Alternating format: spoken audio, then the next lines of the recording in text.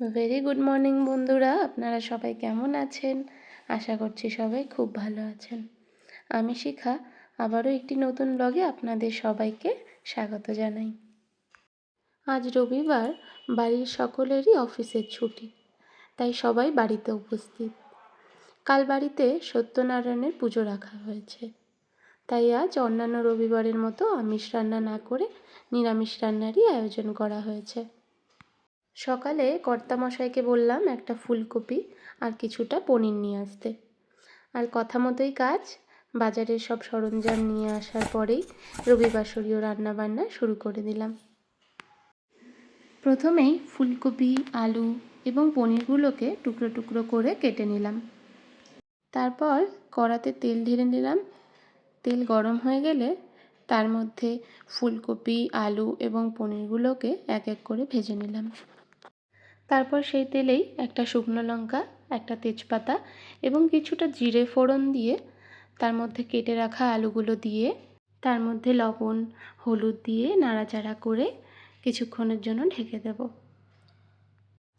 ঢাকা তুলে আলুটা ভাজা হয়ে গেলে তার মধ্যে কিছু মশলা দেব। মশলার মধ্যে দিয়েছি জিরে, ধনে, আদা এবং লঙ্কা। যেহেতু নিরামিষ করছি সেই জন্য আর অন্য কোনো মশলা দিইনি। মশলাগুলো দিয়ে ভালো করে নাড়াচাড়া করে মশলাটা একটু কষে গেলে তার মধ্যে ভেজে রাখা পনির, ফুলকপি এবং কিছুটা কড়াইশুঁটি দিয়ে দেব। সেগুলোকে ভালো করে নাড়াচাড়া করে নিয়ে গরম জল ঢেলে দিয়ে কিছুক্ষণের জন্য ঢেকে দেব।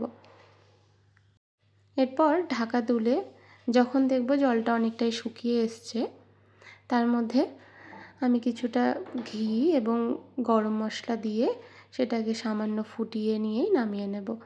দেখুন তৈরি হয়ে গেছে আমার ফুলকপি আলু পনিরের তরকারি। কি সুন্দর হয়েছে দেখতে দেখুন।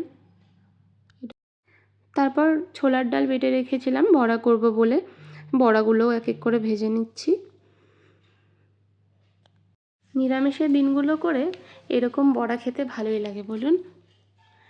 দেখুন সব কিছু হয়ে গেছে। ভাত বেড়ে নিচ্ছি।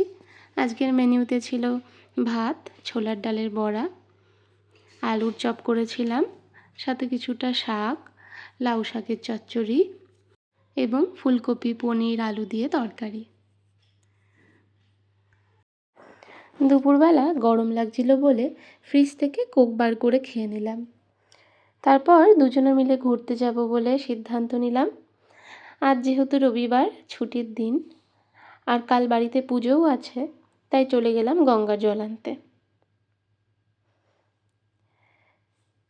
কলকাতার রাস্তার সৌন্দর্যই মানে এই হলুদ ট্যাক্সিগুলো, তাই না? চলে আসলাম গঙ্গার পাড়ে। দেখুন তো জায়গাটা চিনতে পারছেন কি না? হ্যাঁ, ঠিকই ধরেছেন, এটা প্রিন্সেপ ঘাট। বিকেলবেলা নদীর ওপার থেকে বয়ে আসা ঠান্ডা হাওয়া আর গাছের মধ্যে থাকা পাখিদের কোলাহল, সে এক অভূতময় শান্তির পরিবেশ। গঙ্গার পাড়ে বসে থাকাটা একটা আলাদাই অনুভূতি। কিছুক্ষণ এই পরিবেশে সময় কাটানোর পর গঙ্গার জল ভরতে চলে গেলাম। আর জলটা যা ঠান্ডা আর নিদারুণ, আপনাদের বলে বোঝাতে পারবো না। আপনাদের তথ্য দিয়ে রাখি, এইখানে যে নৌকাগুলো দেখতে পাচ্ছেন সেটিতে করে আপনারা নদীর বুকে সময় কাটাতে পারেন। 30 মিনিটের জন্য এরা 500 টাকা বরাদ্দ করেছে।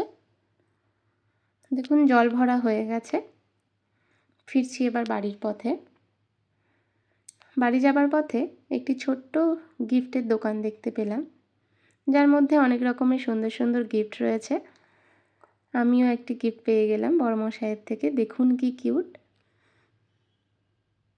তার মধ্যে আবার ভেতর দিক থেকে লাইটও জ্বলছে। সেটাকে জ্বালিয়ে নিয়ে আমি সারা রাস্তা ধরে চলে আসলাম।